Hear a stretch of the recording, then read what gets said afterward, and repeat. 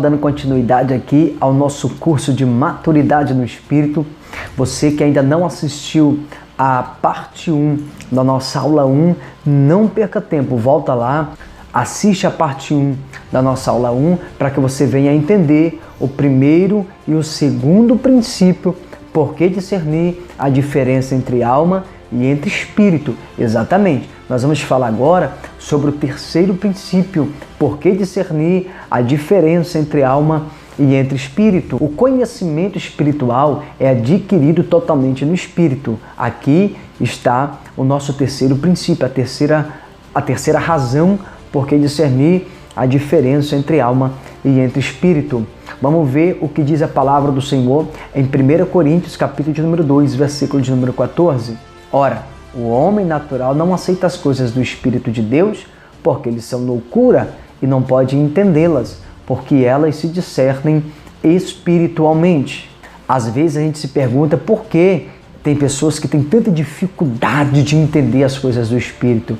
É porque é o homem natural, e o homem natural ele sempre vai ter essa dificuldade de entender as coisas do Espírito. Mas se o homem se tornar um ser espiritual, se ele discernir o próprio espírito, fazer essa distinção entre alma e entre espírito, logo ele vai conseguir entender as coisas do espírito, discernir as coisas do espírito com mais facilidade. O espírito do homem é um espírito morto.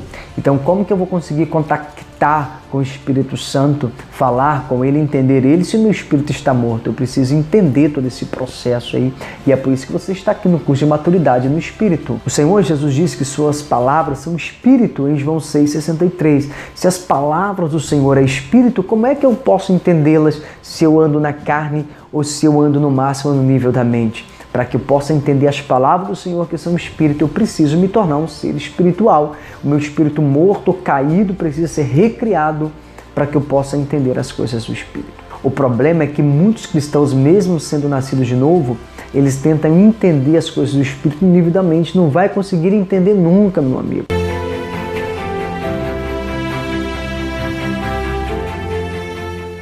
Em quarto lugar, a adoração é feita totalmente no Espírito. Se falharmos em discernir o nosso próprio Espírito, então a nossa adoração está comprometida. E o máximo que vamos conseguir é um louvor e uma adoração no nível da mente, que não vai tocar a Deus.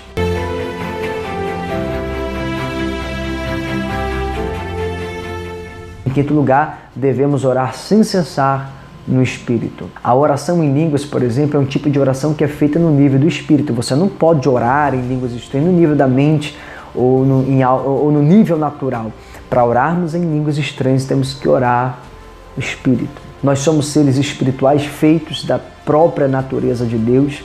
Bom, em Gênesis 1:26, o texto diz: façamos o homem à nossa imagem conforme a nossa semelhança. O homem pecou no Éden, e por causa do pecado do homem no Éden, o homem então teve o seu espírito morto, o seu espírito entrou em trevas. É por isso que existe esta necessidade de falarmos, de contactar com o Senhor no Espírito. Então o espírito humano está morto, então vem o Espírito Santo e penetra nele, e quando penetra nele, ele volta à vida, ele é recriado. Então conseguimos entender as coisas do Espírito mediante o nosso Espírito. Na verdade, o nosso eu é a alma, então nós somos uma alma que temos dois corpos, um corpo espiritual e um corpo físico. O nosso corpo físico para contactar no mundo físico, e o nosso corpo espiritual para contactar no mundo espiritual.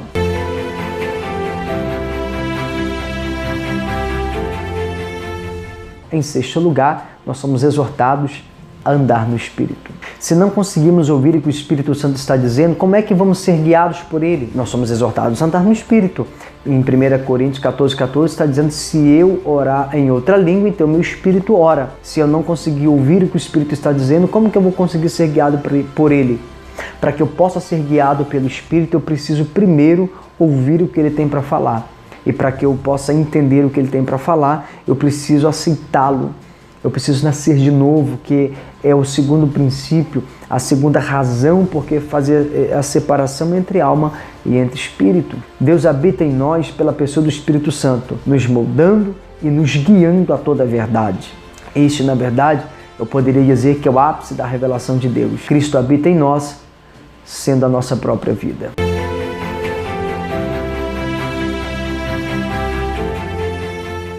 Em último lugar, o sétimo princípio, a sétima razão, porque discernir alma e espírito, é porque servimos a Deus no Espírito. Em Romanos 1,9, Paulo disse que serve a Deus no Espírito. Mas como posso perceber o meu espírito? Essa é uma pergunta muito importante de se fazer. O nosso espírito, muitas vezes na Bíblia, é chamado de coração. Mas eu não estou falando para você desse órgão que pulsa dentro de nós, não. Quando eu falo de coração, eu estou falando de algo que é íntimo. Estou falando de algo do interior, ou seja, o nosso espírito. Bom, e é isso aí. Aqui estão as 7 razões por que discernir, por que separar nossa alma do nosso espírito. Na nossa próxima aula, nós vamos falar das funções do espírito, alma e corpo. E pela palavra de Deus e pela experiência, compreendemos que o homem possui 3 partes e que cada uma delas possui a sua função específica. O corpo é a parte material, onde estão os nossos sentidos físicos. A alma, por sua vez, é a parte que nos permite nos contactar conosco mesmo, nos contatar a nós mesmos. E o Espírito é a parte responsável pela comunhão com Deus. Tudo isso nós vamos saber na nossa próxima aula. Que Deus te abençoe e até lá.